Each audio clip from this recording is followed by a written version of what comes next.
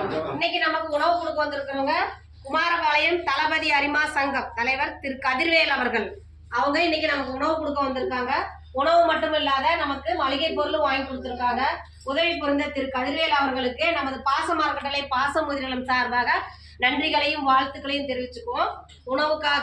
உணவு மற்றும் மளிகை பொருள் கொடுத்த அவங்க குடும்பத்தாருக்கும் திரு கதிர்வேல் ஐயாவுக்கும் அவங்க குடும்பம் தொழில் வாழ்க்கையில் அனைத்து செல்வம் பெற்று நீடூழி வாழ நாம இறைவன்கிட்ட ஒரு பிரார்த்தனை வச்சுக்கலாம்.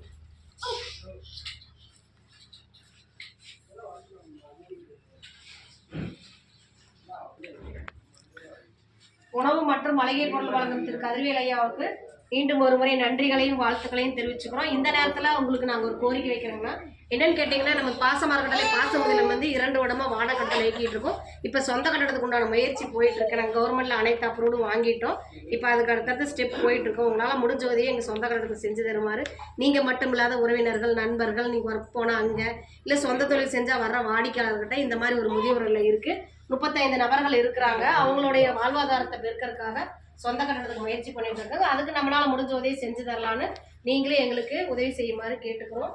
உங்கள் உதவி புரிந்தவங்களுக்கு எங்கள் பாச அறக்கட்டளை சார்பாக நன்றிகளையும் வாழ்த்துக்களையும் தெரிவிச்சுக்கிறோம். வாழ்க வளத்துடன். கொஞ்சம்